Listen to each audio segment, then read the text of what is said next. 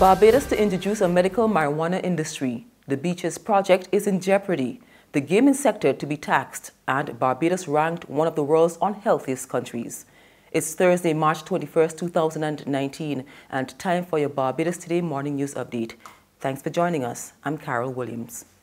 Barbados is introducing a medical cannabis industry. In a 5-hour and 35-minute budget presentation last evening, Prime Minister Mia Mottley announced that her government recently approved a policy framework for the industry.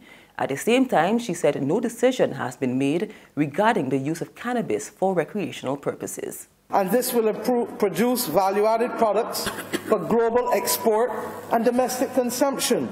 The Minister of Agriculture will roll it out in full details in the next few weeks.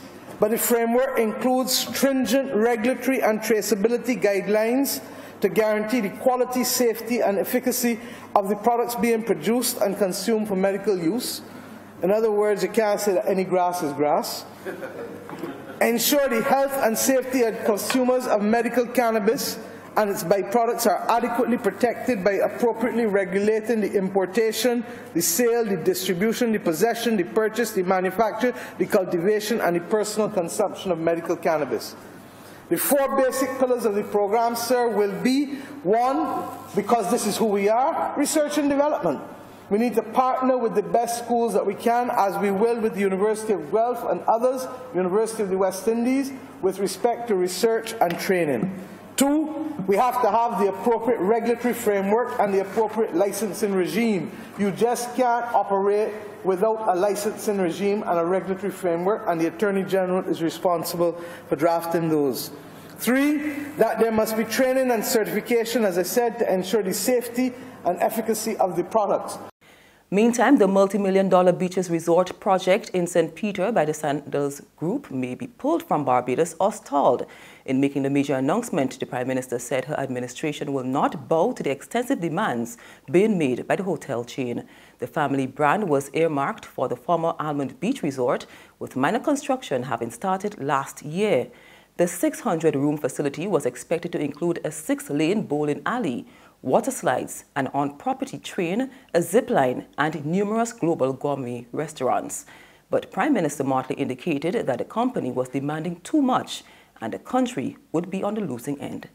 Sandals wants and continues to want even greater levels of assurances and guarantees than they have already received through these agreements.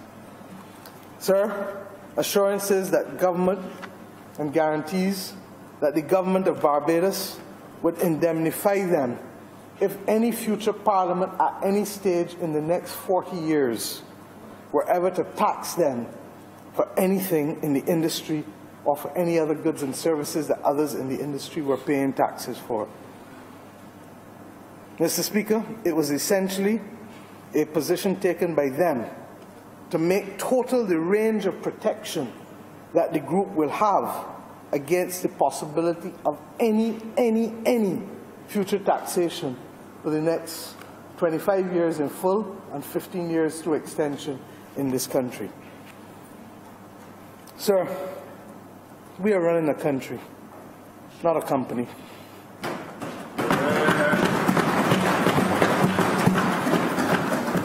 Mottley insists that a sovereign country should not give up the right to tax. They say that that indemnification is necessary because it is not sufficient to have simply an exemption or a remission of taxes. We say that that is not closing a loophole, that that is extending something that did not exist before, and we would not know how to do it. Similarly, sir, they also indicated that while it deals with new taxes, it doesn't deal with modification of existing taxes, and we say too that that is a bridge too far. Now, and we do this in all humility and honesty, because, Mr. Speaker, if not the sector that earns the most in this country, if not that sector, who else then will help pay for the police and the roads and the sewage and almost every other thing in this country? And what it has done, sir, is that we made it clear that we can honor what the last government gave you. No problem, no difficulties.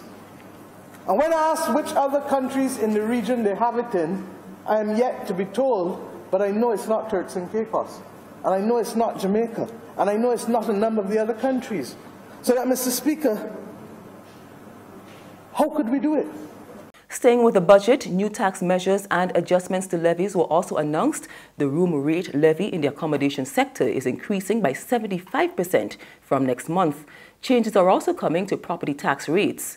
Motley says the government is also opening up the gaming industry to cater to tourists. Taxes were also announced for that sector. Effective the 1st of May 2019, we need to change these things. There will be a 20% withholding tax on all gambling winnings in Barbados. If you, Mr. Speaker, are prepared to risk $1, stop short and put 20 cents in the treasury for me if you win. The rest is yours. But you can't risk money and not be prepared when the country is in difficulty to leave something with the treasury. It is a case of what is essential and what is optional playing out itself in this. Similarly, Mr. Speaker, there will be a 17.5% value-added tax on all gambling on the net drop of all gaming establishments.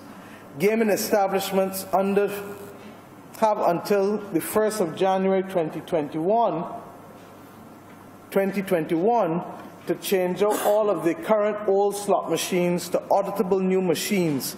This will allow government to be able to remotely access and monitor those machines. Mr. Speaker, I want to make it clear that the 20% withholding tax on gambling winnings is limited to lotteries and to betting and not to slot machines or video lottery terminals. On to other news, the Ministry of Health and Wellness is promising to put in place whatever measures deemed necessary to safeguard staff and patients within the public healthcare system. This after nurses at the Winston Scott Polyclinic walked off the job yesterday, citing safety concerns.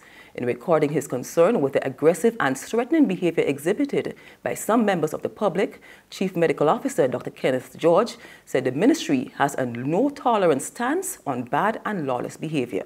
The services at the Polyclinic will remain closed to the public today, and staff members have been asked to attend a meeting to address the issue. There's regional and international news after this short break.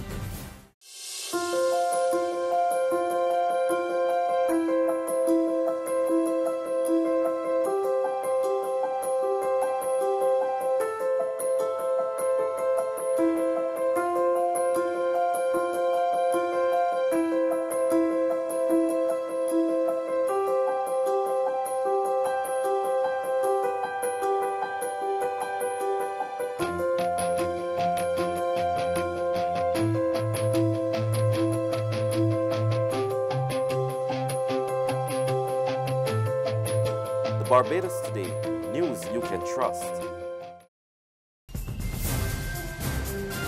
And we continue to monitor the situation in St. Lucia, where the Minister of Home Affairs and National Security is now calling for good sense to prevail in the ongoing dispute between the striking firefighters and the government.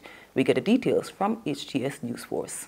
The Minister for Home Affairs and National Security, Senator Hermangild Francis, says any effort to lay blame for the ongoing disputes between the striking firefighters and government at the feet of the fire chief is unfair. Senator Francis says the powers of the fire chief are very limited. The fire chief, unlike Mr. Shane Felix has said, is a toothless tiger. He has no powers, really. Okay? No powers whatsoever. And he knows that. He knows that. So, at the end of the day, the fire chief cannot promote anybody. All he can do is to recommend, based on what he gets from his officers. It goes to the Public Service Commission. The Public Service Commission does all the promotion. All interviews are held there. So the fire chief has nothing. So if there's discrimination, blame the public service, don't blame the fire chief. Senator Francis, given his portfolios, is responsible for the fire service. And finally, British Prime Minister Theresa May has written to the European Council President to delay Brexit until the end of June. But reports suggest the Commission opposes an extension past the May 23rd European election date. More from France 24. With 9 days to go, a formal request for an extension. Prime Minister Theresa May is to officially ask the EU for Brexit to be postponed. Before the bloc grants that, though, it wants London to come up with a concrete plan. How can we ensure that at the end of a possible extension, we are not back in the same situation as today? Uncertainty without a clear plan would add to the economic cost for our businesses, but could also incur a political cost for the EU. The Prime Minister had hoped to hold a third vote on her withdrawal deal this week, but her plans were derailed Monday when Speaker John Bercow, in a surprise announcement, said she couldn't bring the deal back to MPs without changes. Even if MPs were to vote in favour of the deal before March 29th, the British leader has acknowledged that a short extension would still be necessary. Well, I think we're all in the same place on this. We want the shortest delay possible. We want to get this done so that we can get on with our lives and get on with building Britain's future. Any delay will have to be agreed by all 27 EU member states. And that's news, but for the very latest, visit our website at www.barbadostoday.bb. You can also subscribe to our e-paper, email updates, or like us on Facebook, and sign up for our breaking news alerts via WhatsApp. We're also on Izumi Media in bus terminals, as well as screenplay at supermarkets and gas stations near you. You can also hear us on Mix 96.9 FM and Capital Media HD 99.3 FM. I'm Carol Williams. Have a good day.